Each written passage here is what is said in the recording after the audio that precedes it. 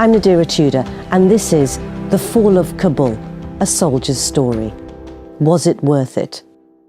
Now, I want to start by taking you back to when you first heard the news that Kabul had fallen, how you felt, you know, what was going through your mind, given that you had experience of being there? Well, first, thank you for having me here. It's interesting to go back into those feelings and piece of my life that was a couple of years ago. Now, to answer your question, my first thinking was all that for that. It was a disappointment, of course, because every one of us did our part. Some did bigger part, of course. I'm thinking about the militaries and the people on the ground. Me, I was a civilian, so I was always behind the walls.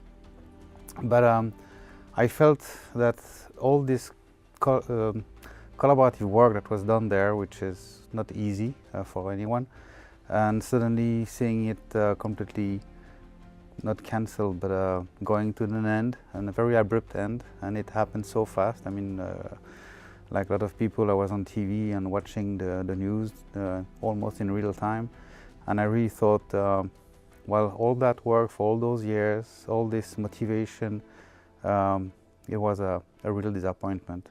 And I had a thought for the Afghan workers that are working on site with us, and I said, poor guys and poor women, they will go back to their previous situation, which was not very enviable, and I really had a sad feeling for this outcome. Yes.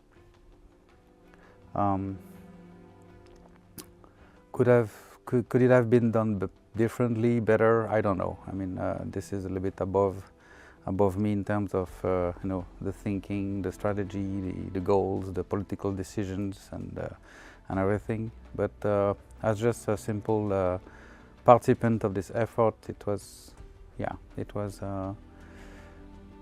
not a good day. The scenes were so dramatic, weren't they?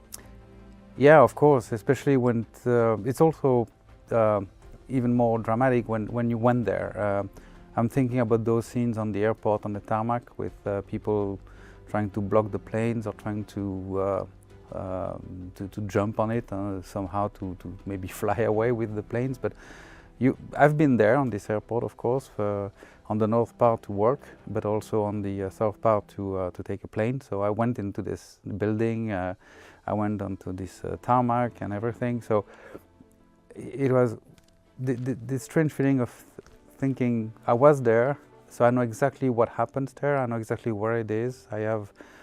You can recognize sometimes some pieces of the decorum, you know, whether it's a wall, a door, or just a scenery, and yeah, again, it was so fast, so dramatic.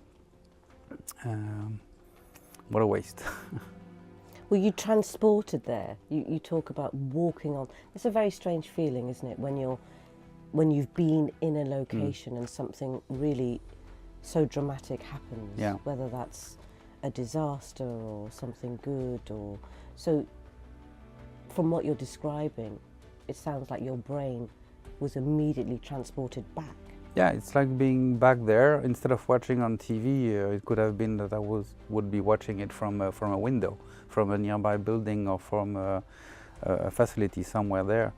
You know, I've never been in the military, and when I went there, it was a voluntary decision to do my little part on it.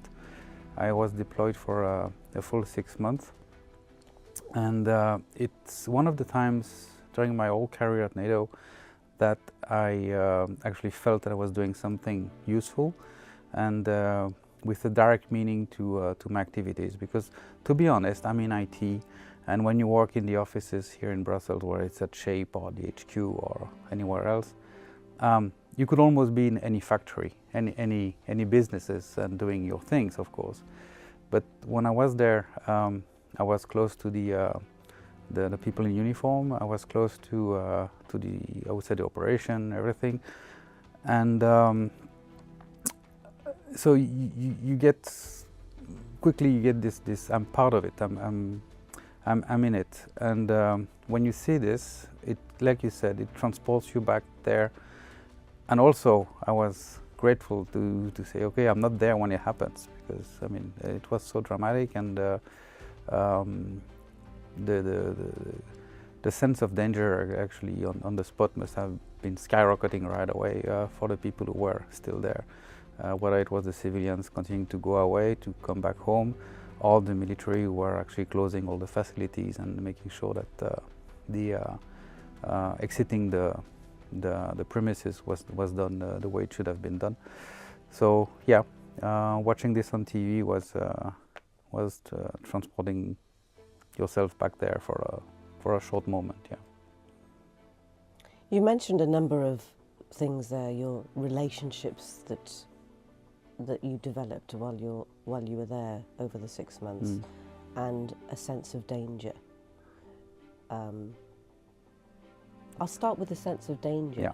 When you were there for 6 months, did you feel a sense of danger, and how bad was it?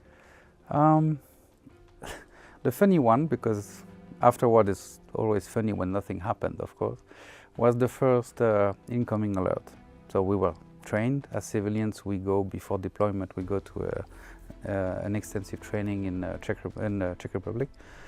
So we knew what to do when the alert rings and when the kind of alert is announced on the speakerphones.